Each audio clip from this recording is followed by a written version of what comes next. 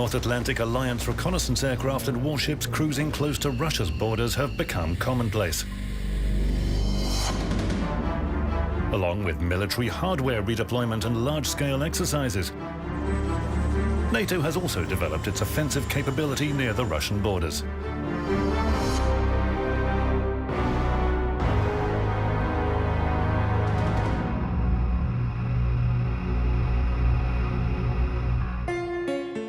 Every year, a Russian-backed resolution is submitted to the UN against the glorification of Nazism.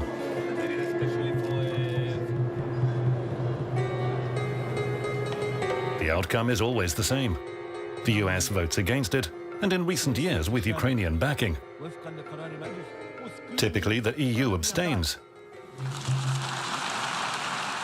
But with most countries voting in favor, the document is accepted, but it's only advisory. Peter Kuznick, a writer and history professor at the American University in Washington, summarizes the USA's official position. The United States says that we're not going to prevent freedom of speech. The United States says that even neo-Nazis have the right to speak and to assemble. A German journalist and filmmaker, Mark Bartelmeier, sees the Ukrainian and US positions differently. Das würden die Amerikaner niemals würden die das tun, diese Resolution annehmen. Und die Ukrainer schon gar nicht, weil sie würden damit verurteilen, was sie selbst tun. The modern Western world generally considers Hitler's Nazism to be something atypical of European democracies. The Führer's doctrine on superior and inferior races rather appeared out of thin air in Europe due to an unlucky turn of events. The prerequisites for it had never existed before.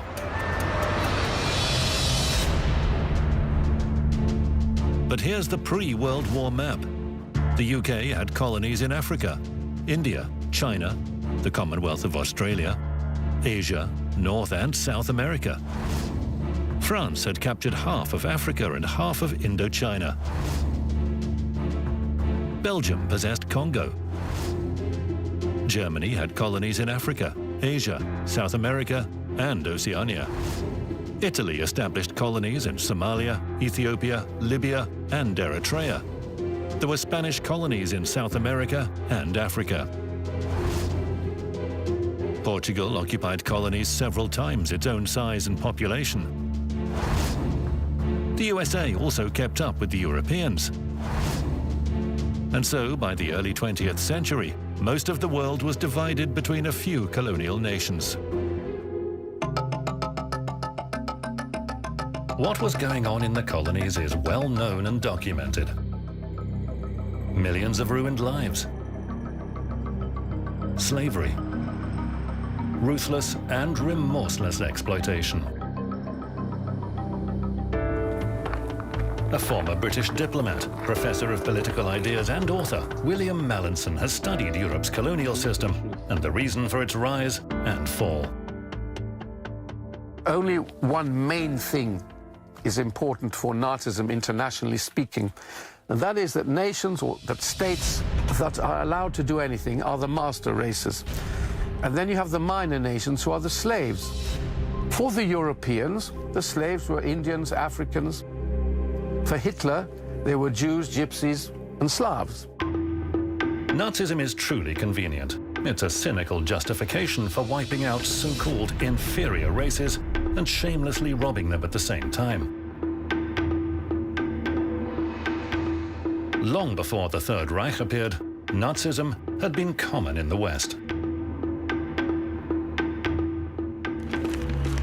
There is only one sane and logical thing to be done with a really inferior race, and that is to exterminate it. H.G. Wells, English author. All these racial ideas and anti-Jewish ideas were circulating everywhere in Europe, and this led or helped to so-called justify the grabbing of other people's resources around the world, including what is today the United States of America. And has anything altered? Only the colors. I do not admit, for instance, that a great wrong has been done to the Red Indians of America, a stronger race. A higher grade race has come in and taken their place. Winston Churchill. The second quote refers to the genocide of Native Americans that continued for around 300 years. About 90% of the continent's indigenous peoples were wiped out. Counter-terrorist expert and former US Army analyst Scott Bennett investigates crimes against humanity. The American Indians were seen as a scourge, as a social pariah that needed to be expunged, expelled, and exterminated from much of the eastern seaboard. The elimination of so-called inferior races and extermination camps were typical of the West. Hitler had hardly come up with anything new. Bloemfontein, 1901, British concentration camp. Mauthausen, 1945, a Nazi extermination camp.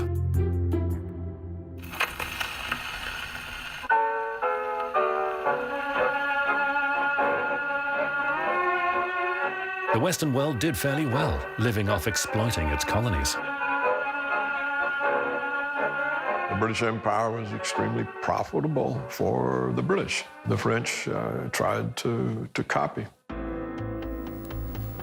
In his books and articles, Paul Craig Roberts, professor of economics and well-known journalist and former US Assistant Secretary of the Treasury for Economic Policy, analyzes the economic factors destabilizing the world.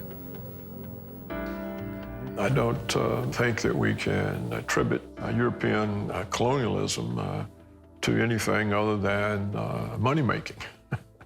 The sun never set on the British Empire. The colonies were everywhere, and this empire is far, far older than the Nazis. I like the British people. Their colonial policy was unthinkable. Adolf Hitler. Fascism is always attributed to the Third Reich, without mentioning how other countries contributed to the idea. System des Faschismus, Staatsräson. Der Begriff Faschismus geht auf den italienischen Begriff facie zurück, was so viel wie Bündel bedeutet. Also die Bündelung von Macht, wirtschaftlicher und politischer. Halb Europa war faschistisch. Franco in Spanien, ein rein faschistisches Regime. Portugal war faschistisch. Rumänien war faschistisch. Ungarn war faschistisch. Frankreich hatte eine faschistische Kollaborateursregierung, die Vichy-Regierung. Deutscher Faschismus während seiner Entstehung sehr stark auch unterstützt worden aus den USA.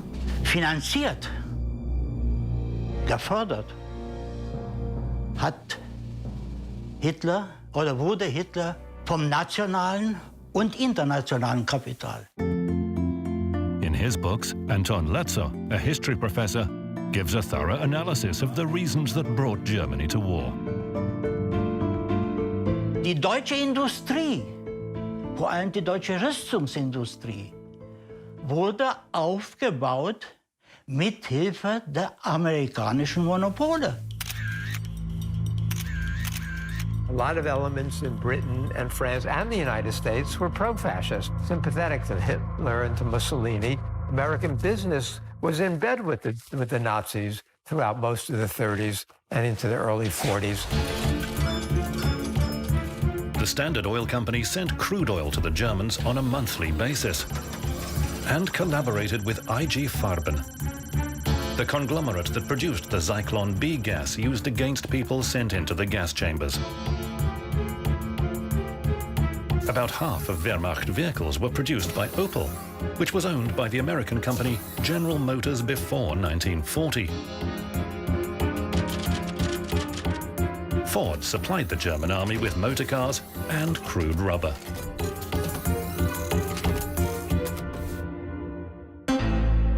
In July 1938, for his support of Nazi Germany, the American manufacturer, Henry Ford, received the Third Reich's highest possible award for a foreigner, the Order of the German Eagle. Hitler sagte 1931 über Ford, ich zitiere Hitler, ich betrachte Henry Ford als meine Inspiration. Und Himmler 1924 schon. Ford ist einer der wertvollsten, wichtigsten und geistreichsten Vorkämpfer. Die NSDAP wurde also stark finanziert, auch aus den USA, unter anderem von der Bank of America. Dort namentlich von einem Herrn Bush, dem Urgroßvater von George Bush, auch US-Präsident, alteingesessenen Familien in den USA, die ein Interesse daran hatten, dass Europa und auch die junge Sowjetunion in einen Krieg gestürzt werden. The 20th century saw a confrontation between two opposing systems, capitalism and socialism. The example of the Soviet Union that proclaimed equality of all nations and all classes of society posed a threat to capitalism. The United States and Great Britain were equally suspicious of the Soviet Union. It was communism. It was seen as a direct threat to the democratic capitalist systems in the West. And so they were as uneasy with the Soviet Union as they were with Germany. 1938. The Austrian Anschluss. The partition of Czechoslovakia by Germany, Poland and Hungary. The beginning of World War II. Having realized the danger in March 1939, the Soviet Union proposed an anti-fascist alliance to Western countries. The Soviets been trying to rally the West, make a stand with them against fascism. They opposed Munich. They opposed allowing Hitler into Czechoslovakia, but nobody would do that. So it wasn't just in 1939 when the Soviets proposed an alliance with Britain and France against Hitler. It had been actually throughout the last half of the 1930s that the Soviets were pushing for that. Had that happened, we could have stopped Hitler. We could have prevented the Holocaust. We could have prevented World War II, because Hitler was weak and knew he was weak, and he was bluffing and assuming that the West was not going to stand up to him, that the West was hoping, and many elements in the West were hoping, that he was just going to go east. And so in the 30s, the Soviets are the ones who are most strongly opposed to the Nazis. The Moscow negotiations between the USSR, UK and France had stalled, because at the same time London hosted secret Anglo-German negotiations. In exchange for the British Empire's integrity, the British greenlit a German march to the east. And despite the absence of a formal agreement, Hitler was given to understand that he was free to act in the east and shouldn't worry about the west.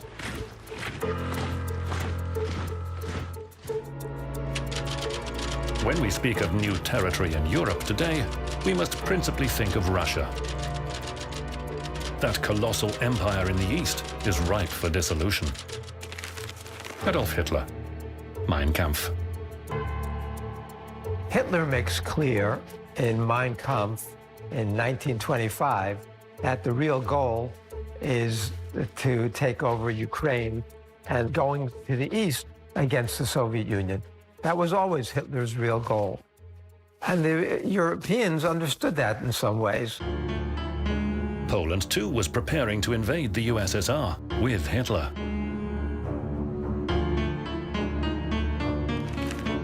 The dismemberment of Russia lies at the heart of the Polish policy in the East. The main goal is to weaken and defeat Russia. From a report by the Polish Army General Staff Intelligence Branch. But Hitler had other plans that didn't involve Poland. Also es war vorgesehen eine Neuaufteilung der Welt, geografische Neuaufteilung, und damit verbunden die Beseitigung der UdSSR. Das war die Lage, in der sie versetzt waren. Journalist Jan Engelgard is curator at the Museum of Polish History in Warsaw. Znajdujemy się przed fotografią, która przedstawia wspólną defiladę wojsk radzieckich i niemieckich we wrześniu 1939 roku po pakcie Ribbentrop-Mołotow. To jest ważna fotografia, bo przedstawia ona wydarzenia, które w polskiej pamięci historycznej odgrywa bardzo dużą rolę. Nie ma tutaj miejsca na fałszowanie historii, bo takie fakty istniały. But there were other facts too, about which the West prefers to keep silent. The Molotov-Ribbentrop Pact was only signed after all leading European powers had made deals with Hitler. 1933. Germany, France, UK and Italy signed the Four-Power Pact. 1934. Poland and Germany sign a non-aggression declaration. 1935. The UK and Germany sign a naval agreement. 1938. The UK, France and Italy agree to the partition of Czechoslovakia between Germany, Poland and Hungary.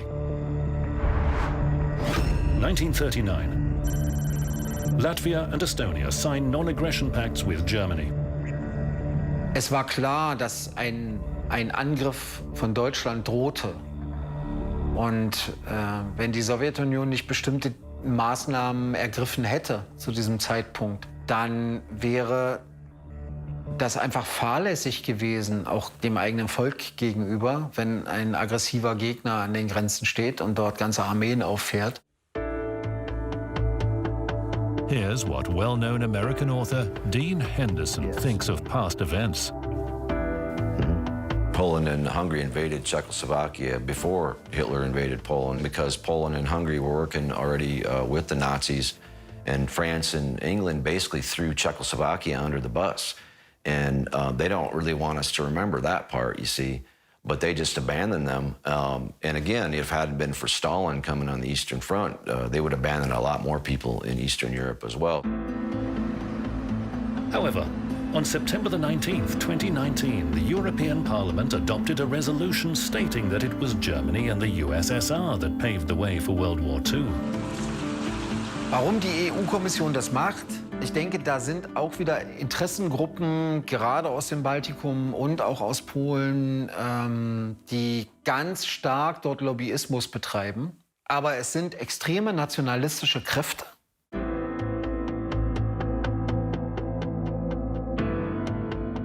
But not everyone in the EU agrees with the official line. Porównywanie Stalina do Hitlera i zrównywanie radzieckiego komunizmu, radzieckiego socjalizmu z niemieckim nazizmem jest to szczególna podłość historyczna z tego typu stwierdzenie i nie powinno być zgody na tego typu działania. Die Versuche, die Sowjetunion als einen der Verursacher des Zweiten Weltkrieges darzustellen, ist nicht nur aus meiner Sicht, sondern ich denke auch aus historischer Sicht kompletter Unsinn. United Europe seems keen to erase from history a very unflattering fact, which is that officially, war was declared on the Soviet Union by Nazi Germany, along with Italy, Vichy France, the governments of Slovakia, Hungary, Romania, Bulgaria, and Finland. Unofficially, the war against the USSR involved Norwegians, Danish, and Swiss. As part of the Viking and Nordland SS divisions, the Dutch Nederland SS, Belgian SS volunteers, the Flanders Legion, the Spanish Blue Division, the Albanian Skanderberg SS, as well as notoriously vicious SS officers from Lithuania, Estonia, and Ukraine.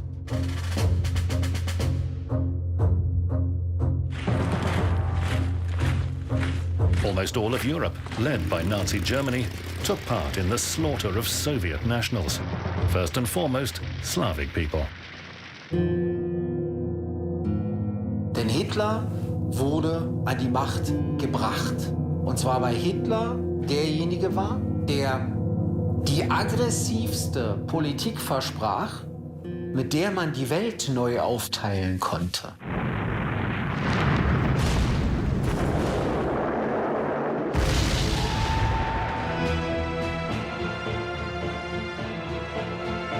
The Second Front, so lauded in the West, was formed a mere 11 months before Victory Day. When it became clear that the Red Army could manage on its own.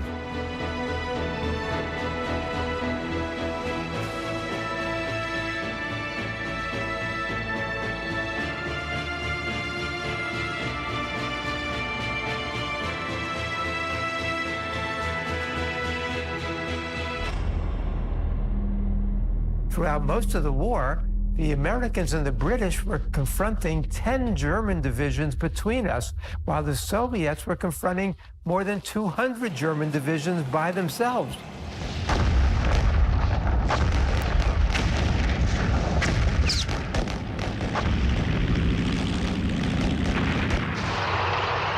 An der sowjetischen deutschen Front leisteten die deutschen Truppen aber umso größeren Widerstand. Der sowjetische Regierungschef schrieb deshalb an Roosevelt wieder, und das Ergebnis ist, dass die Deutschen an der Westfront in der betreffenden Minute den Krieg gegen England und Amerika tatsächlich beendeten. Zugleich führten die Deutschen aber den Krieg gegen Russland, den Verbündeten Englands und der USA, weiter.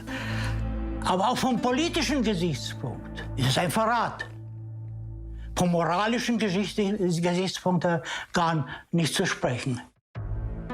And in March 1945, Britain and the US enter into secret negotiations with Germany to negotiate the surrender of German forces in northern Italy. Die Sowjetunion hat das mitbekommen, natürlich, hat Antrag gestellt, teilzunehmen. Es wurde aber abgelehnt. Die Westmächte verletzten damit noch vor Ende des Krieges ihre Verpflichtungen gegenüber der Sowjetunion als Alliierte. Ich bin mit der Sowjetunion sozusagen alliiert und verhandle gleichzeitig mit dem Feind. In his letter to President Roosevelt, Stalin openly accuses the Allies of negotiating a separate peace with Germany. Already on his deathbed, Roosevelt writes back saying, "You have been misinformed." Stalin responds with, "Our informants are humble and honest people." Churchill's position is more aggressive. He approaches the US with his plans for Operation Unthinkable, an alliance of Anglo-Saxons and Nazis, and the massive bombing of Soviet cities. Der Krieg war noch nicht zu Ende. Potsdam noch lange nicht in Sicht. Aber Churchill hat schon den Auftrag erteilt, einen neuen Kriegsplan. Es war schlicht und einfach ein Angriff auf die Sowjetunion geplant.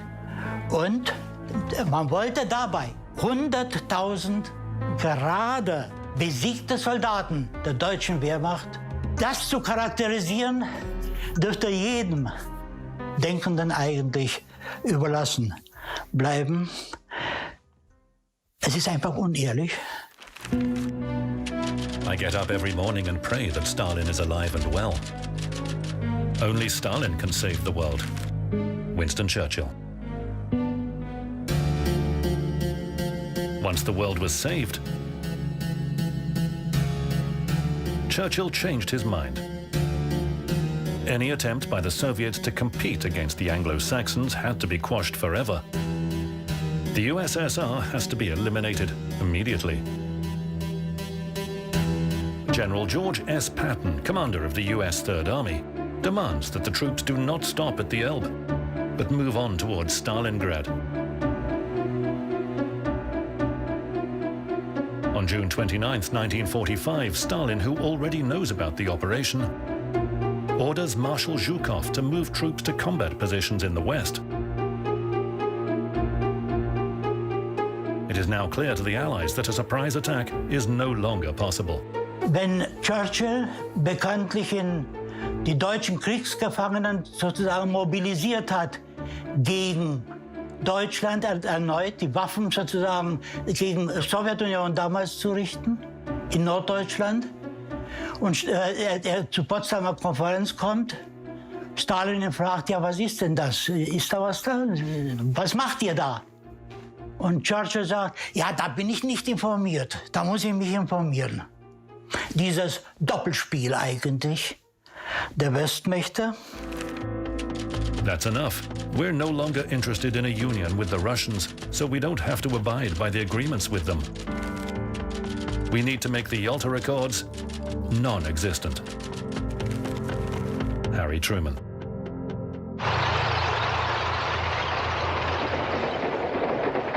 But the Allies need the Red Army in the Far East, where the 1.5 million strong Kwantung Army is waiting. The US and Britain had a hard time retaking several islands from Japan and would welcome some help. What the Japanese dreaded the most was the idea that the Soviets might come into the Pacific War. Truman understood this. Stalin assures him that the Russians are coming in on schedule. Truman writes in his diary, says Stalin will be in the Jap War by August 15th. Finny Japs when that occurs. The invincible Kwantung Army was able to hold out for just 20 days. The Red Army's outstanding Manchurian operation ended in complete victory.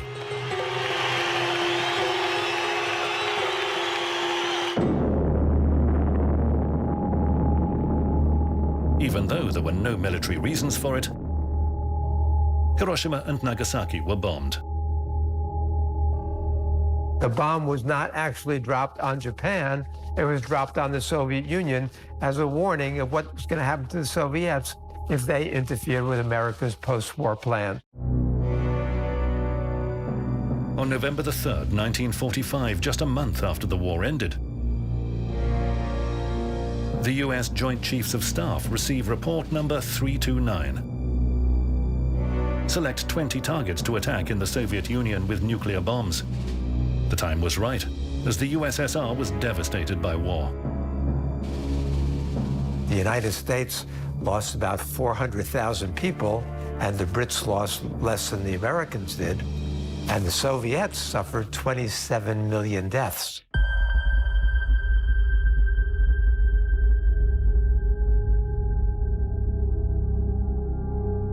$27 million is an incredible number. When John Kennedy gave his American University commencement address in 1963, he said that what the Soviets suffered in World War II was the equivalent of the entire United States east of Chicago having been destroyed. Initially, the plan to attack the USSR was codenamed Trojan. Over time, it evolved into Pincher, Bushwhacker, Crankshaft, Half Moon, Cogwheel, Off Tackle, and Charioteer. December the 19th, 1949 saw the adoption of the best-known plan to wipe out the Soviets. Operation Dropshot. Date of attack, January the 1st, 1957.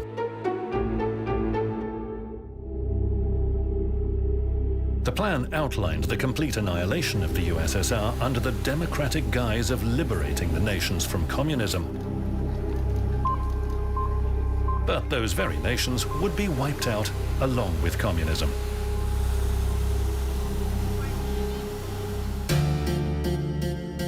The first phase of Operation Dropshot envisaged dropping 300 nuclear and 250,000 tons of conventional bombs on the Soviet Union. 100 Soviet cities were pre-selected as targets. The second phase. The USSR is attacked by 250 NATO divisions. Soviet ports are taken over by NATO naval forces. The third phase. Annihilating the USSR, wiping it off the world map. To that end, all known weapon types are to be deployed: nuclear, chemical, radiological, and biological, as well as small arms. The final phase. Breaking the USSR into 4 zones and posting NATO troops on its territory. More than 80 million people. the majority of the huge country's population would have died in the intense bombing and subsequent fighting. We have a series of these kinds of war plans. When Kennedy is briefed on them in the early 1960s, he was horrified. You know, and he said, we call ourselves a human race. But these plans continued for preemptive attacks against the Soviet Union. This was, in essence, an updated version of the Nazi General Plan Ost that envisaged eliminating millions of Slavic people.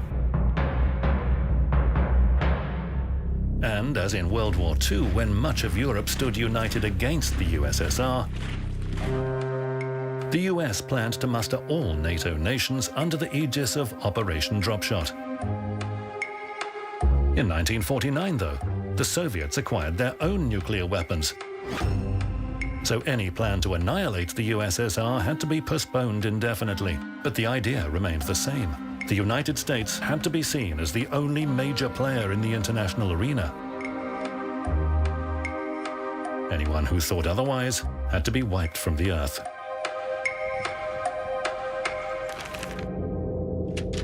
The Soviet Union itself is no more. This is a victory for democracy and freedom.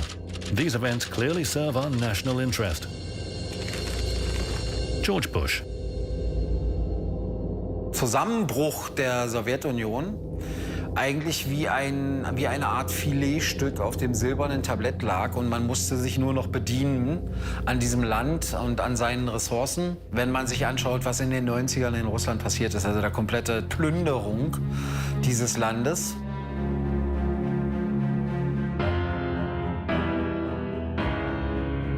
The United States became the indispensable country with the exceptional people whose obligation was to lay down the path for all other countries. And so it became a renewed justification for American aggression in the world. It was the justification for the 20 years of war in the 21st century in the Middle East, for the attacks on 7 countries. Und das, was wir tun in Afghanistan, ist neokolonial. Das, was wir tun in Syrien, ist neokolonial. Unsere gesamte Haltung gegenüber dem Nahen Osten, ob das der Iran ist oder der Irak ist neokolonial. Der Irakkrieg, der erste und der zweite Irakkrieg, waren keine Befreiungskriege. Es ging nicht darum, das arme Kuwait vor dem bösen Irak zu bewahren. Es ging darum, Saddam Hussein zu stürzen, der sich abgewandt hatte vom Westen und der seine Erdölreserven im Irak gerne nicht nur gegen Dollar verkauft hätte. Libyen, Gaddafi, ist genau das Gleiche gewesen. Wozu auch der arabische Frühling zählte. In Ägypten, Tunesien, Syrien. Diese gesamte Region zu destabilisieren, weil eine destabilisierte Region sich von den Mächten, die da außen drumherum sind, besser kontrollieren lässt.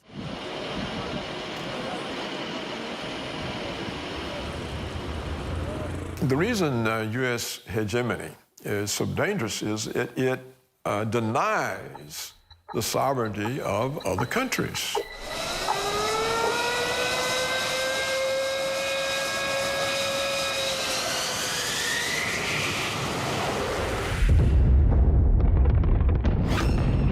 March 24th, 1999. The day Yugoslavia was annihilated, and it was covered on live TV.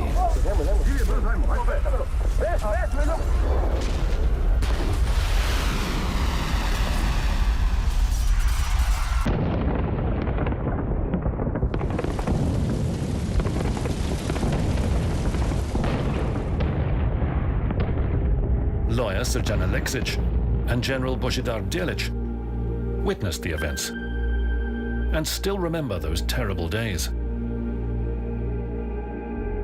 Mi smo prvi put bili među prvim zemljama koje su osjetile tu, pod znacima navoda, američku demokratiju. Mi smo doživjeli jednu tragediju koja je jedna mala zemlja od jednog takvog moćnog saveza koji jednostavno ignorisao sve međunarodne propise i napao bez odobrenja Ujedinjenih nacija samovoljno jednu malu Srbiju i Crnu Goru i izazvao nam veliku katastrofu. Operation Allied Force has been called a genocide, with Slobodan Milosevic's tyrannical regime the justification. But many say the real reason was Yugoslavia's economic independence and refusal to join NATO. Lawyer Goran Petronijevic spent years researching documents that he says corroborate NATO crimes committed in his homeland. Njihov plan je bio da se Balkan stavi pod kontrolu još 90. godina. I dan danas je njihova strategija i težnja da dođu do ruskih granica i okruživanje Rusije zarad prirodnih bogatstava koje Rusija ima. With the Warsaw Treaty Organization gone, the world had become unipolar. Für die ganze Existenz des Warschauer Vertrages gab es sozusagen keinen Schuss in Europa, keinen Krieg. Der Warschauer Vertrag ist verschwunden, wurde aufgelöst und schon gab es Krieg auf dem Balkan. Veliku ekonomsku štetu, 120 milijardi, preko 3000 ljudi je poginulo, 87 dece i velika šteta.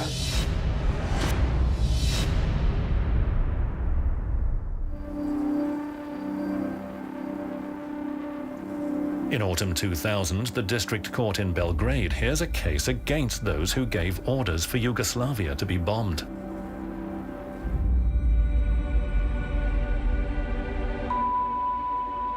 Bio sam predsjednik veća Vrhovnog suda u Beogradu koji je doneo presudu protiv Clintona, Blaira, Solane i ostalih. Among the others who were sentenced to 20 years in prison were the French President, Jacques Chirac, the German Chancellor, Gerhard Schröder, the US Secretary of State, Madeleine Albright, the NATO Secretary-General, Javier Solana, the Supreme Allied Commander in Europe, Wesley Clark, and NATO Ministers of Foreign Affairs and Defense. Jedno od krivičnih dela koje je stavljeno na teret liderima NATO-a je bilo i upotreba zabranjenih borbenih sredstava, a to su sredstva koja su, kao što su kasetne bombe i uranijumska municija.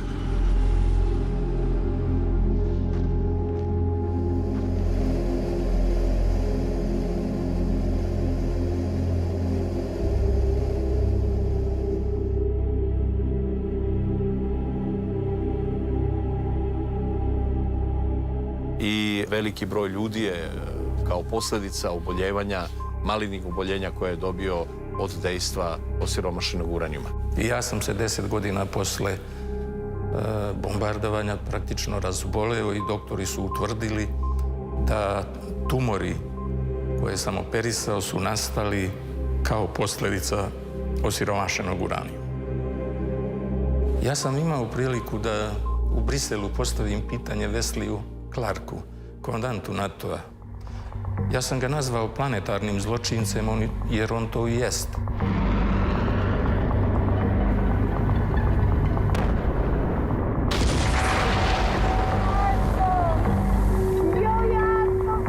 I pitao sam kako ste mogli da napadnete moju zemlju, koja nije ugrožavala ničiju bezbednost, a niste imali saglasnost Ujedinjenih nacija i Savjeta bezbednosti. I on kaže, da, tačno je. Mi nismo imali saglasnost Savjeta bezbednosti, ali smo postigli konsenzus u okviru NATO pakta. To je tako jedan odgovor od čoveka koji je vodio najveću svetsku silu u napadu na 1000 puta slabiju državu koja nije ugrožavala ni jednu članicu NATO pakta, koja nije ugrožavala svetski mir, koja je pokušavala da reši svoje unutrašnje probleme na svojoj teritoriji. Can the bombing of Yugoslavia be considered a war crime? Answer most emphatically yes. It was not approved by the United Nations, period.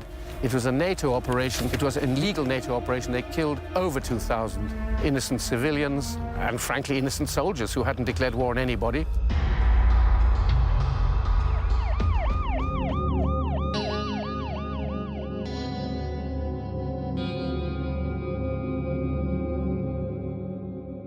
It was also a vicarious war. It was intended to show Russia, the new Russia, that it couldn't go too far. Da Sovjetski savez nije na vreme obezbedio atomsku bombu, taj scenario njegovog razbijanja ili uništenja desio bi se mnogo ranije nego što se desio ovaj naš jugoslovenski scenarij, odnosno razbijanje Jugoslavije. I to kada se kaže da posjedovanje atomskog oružja jednovremeno znači i zaštitu suvereniteta jedne zemlje, to je tačno tako. After the collapse of the Warsaw Treaty Organization, NATO expanded east, despite having promised not to. But they did. NATO said, ha, it's ours. We move east. International law exists as long as it serves American interests. If it doesn't exist. So, truthfully, there's no such thing as international law. Since the Soviet Union's collapse, the USA has been surrounding new Russia with a belt of hostile nations. Farbrevolutionen sind in Mode gekommen, nachdem Staaten erkannt haben, dass es unter Umständen sinnvoller, nachhaltiger und auch preiswerter ist, wenn sie keine eigenen Truppen in irgendwelche Länder schicken.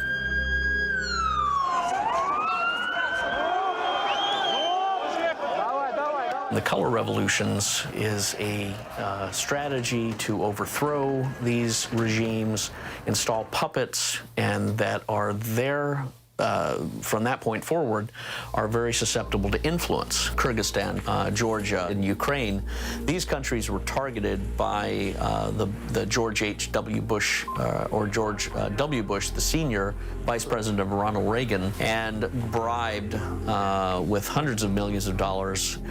And these monies were given to countries in exchange for their acquiescence and their submission to American military and economic and political objectives.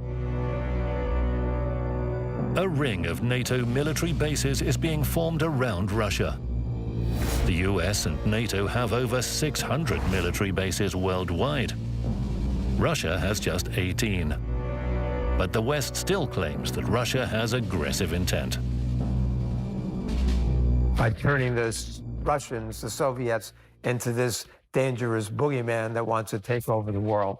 That was a conscious strategy to create this image of the Soviets as out for world conquest, which was not the case then or now. NATO should have died, but they wanted to give it meaning. It is about interests created by NATO, NATO's business machine. Because you must remember, if NATO were disbanded, shareholders in the United States and elsewhere in large arms companies would lose millions and millions. They'd only have one yacht instead of 2 yachts each. Dear, oh dear, wouldn't that be terrible? There's a simple method to put it right with the rest of the world. We'll say we were forced to seize the territory, bring order, and maintain security.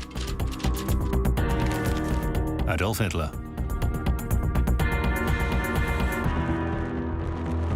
Bring order, security, and democracy. The reasons used to justify modern wars waged by NATO and led by the US. Die NATO ist ein Instrument von vielen, die dazu benutzt werden, um die Kontrolle, die militärische, wirtschaftliche, politische Kontrolle über bestimmte Regionen auf dem Globus zu bekommen. Undesirable countries and undesirable leaders become the face of the enemy.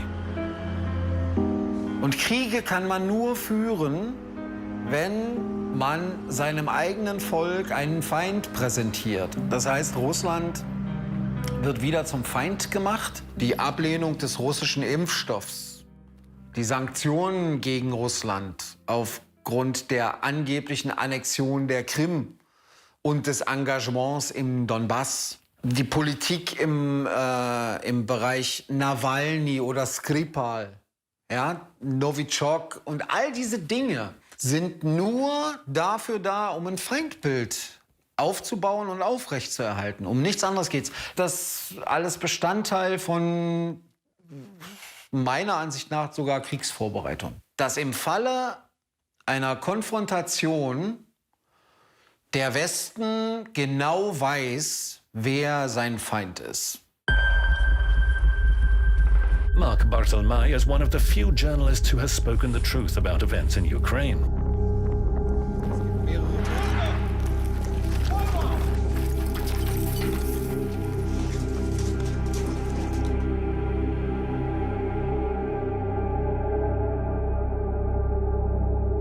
His documentary, Ukrainian Agony, caused a stir in the Western world.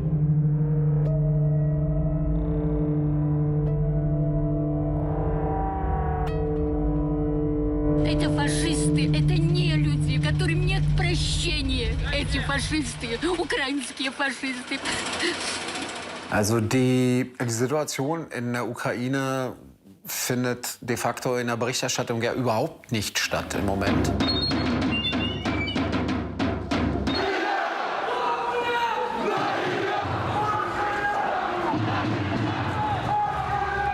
Die Situation ist so, dass es eine deutliche Faschisierung gibt in der Ukraine.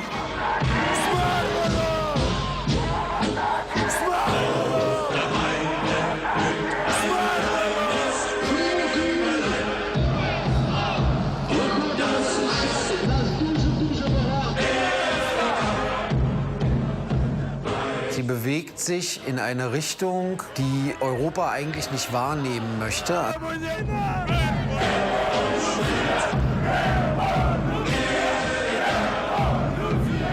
Der Europa aber auch klar mitschuld ist, auch die USA mitschuld sind, weil sie dieses Land in diesen Zustand letztendlich mit hineinmanövriert haben. An investigation against Mark was launched after the film was released. What the journalist had reported was not in line with the West's official stance.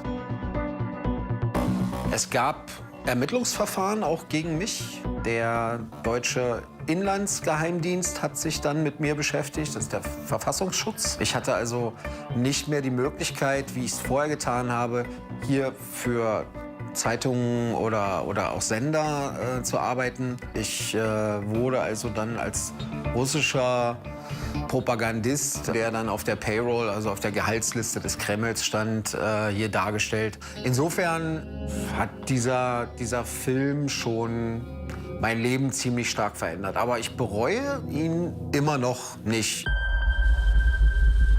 Mark used his film to tell ordinary people the truth as he saw it. It wasn't for the authorities. You can't bring truth to those who don't want it.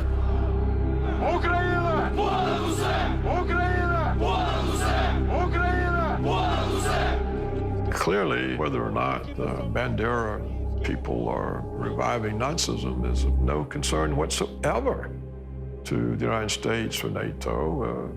Anything that makes the Ukrainians willing to cause trouble with Russia is welcomed. The United States approves of is the trouble that the Ukraine is apparently prepared to present Russia.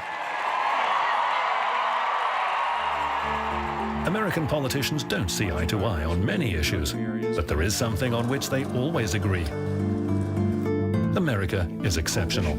To wreck our economy again. But what does that mean? Here's how American journalist and Pulitzer Prize winner Eric Lichtblau explains it.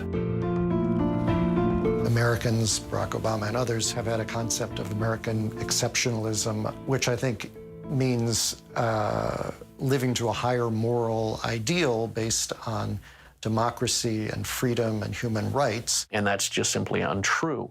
So the exceptionalism, in one regard, claims to be a license to do anything without fear of repercussions.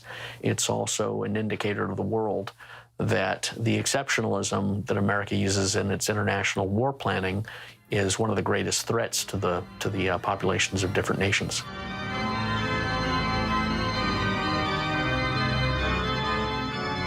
Methods of warfare are becoming increasingly sophisticated.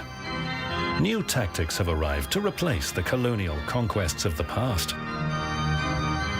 Na dzień dzisiejszy robi się to metodami bardziej gospodarczymi, bardziej ekonomicznymi. Nie są burzone domy, nie są burzone zakłady, mosty, natomiast burzone jest społeczeństwo. Wielu Polaków wyjechało z Polski, młodych ludzi, i ten proces niszczenia społeczeństwa słowiańskiego w dalszym ciągu jest kontynuowany.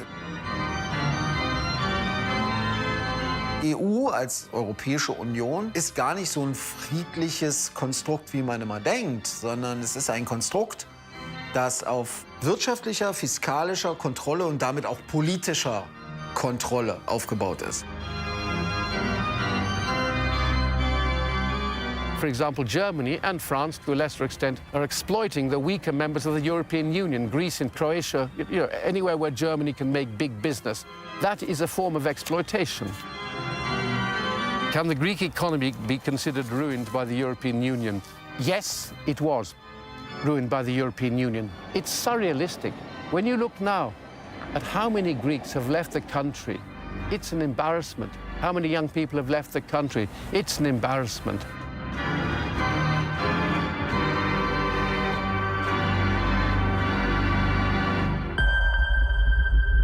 Resources are being depleted, but yet another attempt at dividing the world has become a major item on the modern agenda. Soviet Russia is a pie that needs to be smartly divided and eaten. Adolf Hitler.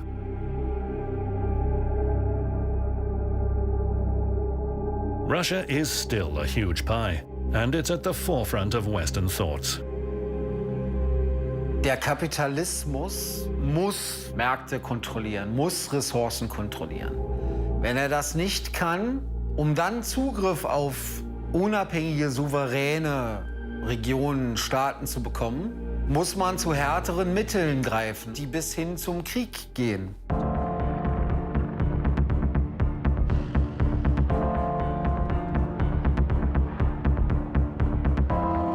We now have a situation where the United States has given to Ukraine a military guarantee against Russian intervention in the event Ukraine renews its invasion of Donbass. So clearly, yes, we're headed in the direction of war. If the Ukrainians take this guarantee seriously, as the Poles took the British guarantee in 1939, then surely a war could break out at any time. Also ich glaube, kein Volk auf dieser Welt will Krieg. Die Gefahr geht halt immer davon aus, wenn Politik und Medien beginnen, extreme Propaganda zu betreiben.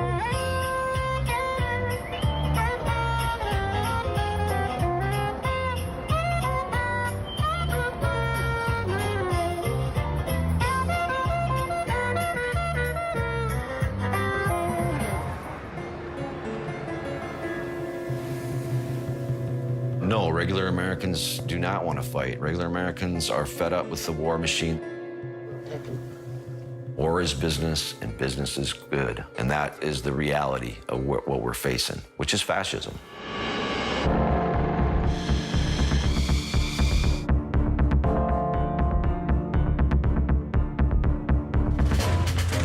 History repeats itself.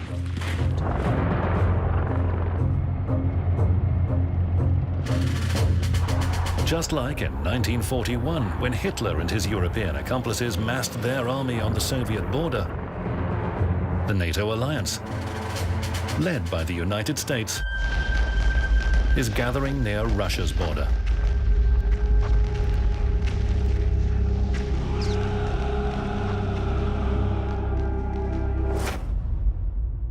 History teaches us that man learns nothing from history. Hegel.